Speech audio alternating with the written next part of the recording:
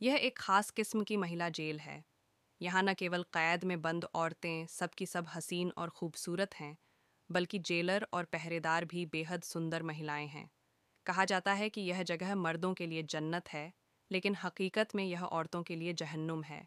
यहाँ की कैदी औरतें हर रोज़ डर और खौफ में ज़िंदगी गुजारती हैं।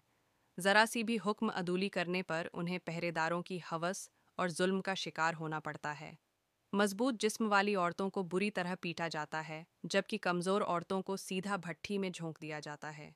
ऐसे सख्त जुल्म व सितम में कैदी औरतें बस चुप रहने पर मजबूर थीं, इस डर से कि कहीं आफत उन पर ना आ गिरे। बेला को उम्र कैद की सज़ा सुनाई गई थी, और जैसे ही वह जेल में दाखिल हुई, उसने फ़ौरन बाकी कैदियों के रवैये की अजीब सी कैफियत को महसूस कर लिया। बाहरी तौर पर तो वे सब आपस में अच्छे रिश्ते निभाती थीं, लेकिन अंदर ही अंदर सबकी अपनी अपनी चालें चल रही थीं। मिसाल के तौर पर मासूम और खामोश नजर आने वाली दामी असल में अपने माशूक को चोरी छिपे खत भेजा करती थी, लेकिन यह राज अचानक जेल की सरदार काली बहन के हाथ लग गया। उसने फौरन जेलर को खबर दे दी। जब सब कैदी मजदूरी के लिए बाहर गए हुए थे, तो दामी को अचानक बुला लिया गया। तलाशी लेने पर उसके पास से खत बरामद हुआ।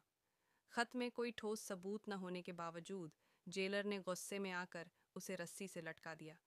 हकीकत उगलवाने के लिए पहरेदारों ने उस पर तरह तरह के जुल्म ढाए, लेकिन दामी ने होंठ न खोले। यहाँ तक कि जब वह आधी जान से गई, तो उसे वापस कोठरी में फेंक दिया गया। कैदी औरतें उसके करीब आने से डर रही थीं कि कहीं आफत उन पर न आ जाए, लेकिन सिर्फ बेला ही थी जिसने उसे सहारा देकर बिस्तर तक पहुंचाया। बेला की इस रहम दिली ने दामी को गहरे तक असर किया। उसने बेला को अपने फर्रार भागने के मंसूबे से वाकिफ कराया। बेला को यह दीवानगी लगी, लेकिन आखिरकार उसने साथ देने का फैसला कर लिया। इस जेल में हालांकि ज़्यादातर औरतें ही थीं, लेकिन कभी कभार मर्द भी दिखाई देते थे, जैसे कि फल सप्लाई करने वाले दो मजदूर।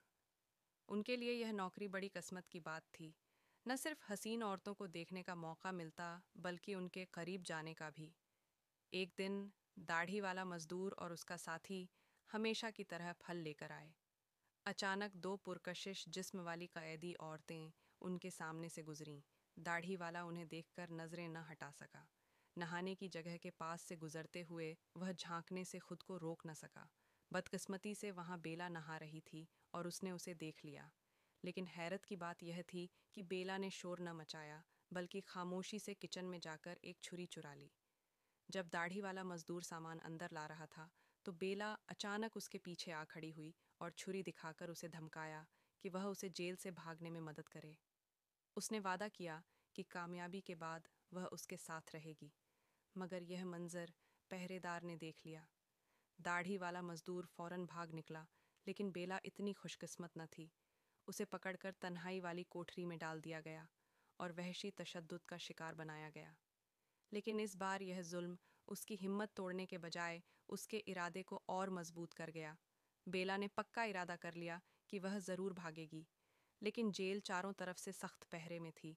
भाग निकलना लगभग नामुमकिन था। इकलौती उम्मीद वह पुराना लकड़ी का दरवाज़ा था, लेकिन बेला और दामी अकेले यह काम नहीं कर सकती थीं। उन्हें और साथियों की ज़रूरत थी। इसीलिए बेला ने जेल की सरदार फई बहन को चैलेंज करने का फैसला किया।